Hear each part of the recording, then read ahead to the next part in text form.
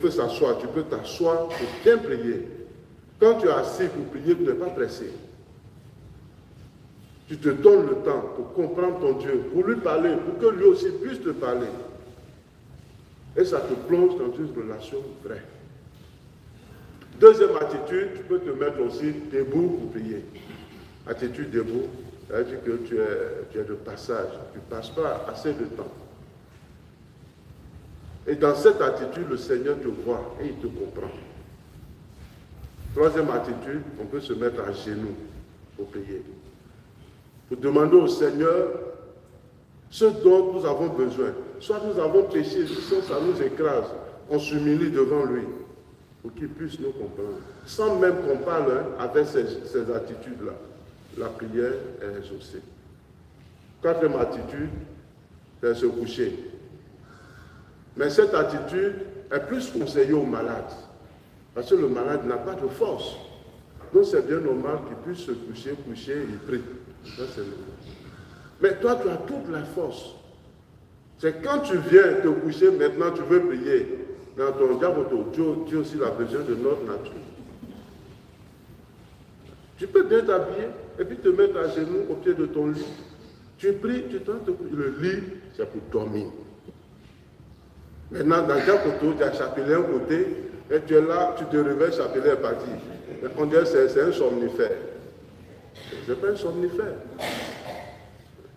Après, vous allez dire que non, ma prière n'est pas exaucée. Il y a aussi les gestes. Voilà. On peut prier la main ouverte. Pour demander à Seigneur, c'est un poids. Ce que je te demande, il faudrait que ça pèse beaucoup pour remplir ma main ou mes bras. Ça, je te demande ça. Vous voyez le Notre Père, quand on récite le Notre Père, ceux qui n'ont rien là, leur main là, ça va loin. Notre Père qui est aux cieux. Ceux qui ont beaucoup à la maison, on dit, comme on a beaucoup, on fait comme ça.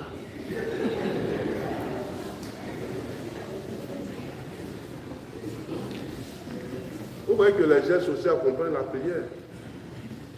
Quand Jésus prie, on dit, les mains levées.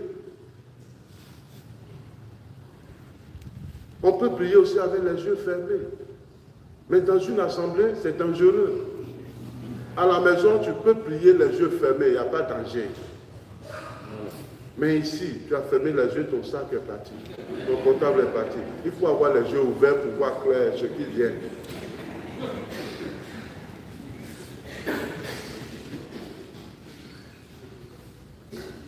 Il en a beaucoup de gestes. Il y a les mains jointes pour dire que je ne suis pas distrait. Je suis prêt pour toi, Seigneur.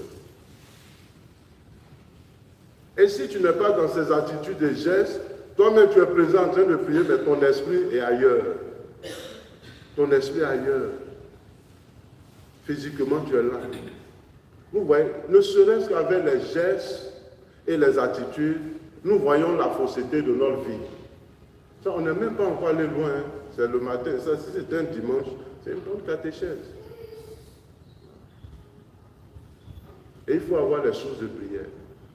En plus du Notre Père, parce que Jésus lui-même, il est source de prière.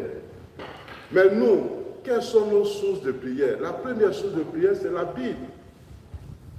Il faut prier, aimer prier avec la Bible. Pour ne pas que nous rabâchons, nous disons des mots qui vont fausser la prière. Deuxième source, il y a les sacramentaux, comme je l'ai dit. Les statues, chapelets, tout ça. Et notre exagération, c'est l'usage de l'encens. On utilise l'encens pour embaumer les maisons, ou la maison, ou la chambre. Et quand on allume l'encens, il faudrait que toutes les portes soient ouvertes, les fenêtres, pour faire passer la fumée. Et c'est après la fumée maintenant qu'on peut prier. Mais on rassemble les enfants, les petits-enfants, papa, maman, on regarde des sourires rares. On met l'encens, la fumée, on ferme tout. Les enfants tous. Mais non, ça c'est assassinat. Voilà. Vous êtes en train de vous tuer. Ça c'est une mort volontaire que vous voulez pour vous-même. Là c'est plus que fumer cigarette. Quitter dans fumer dans le sang pour sortir, Mais si comme tu as fumé,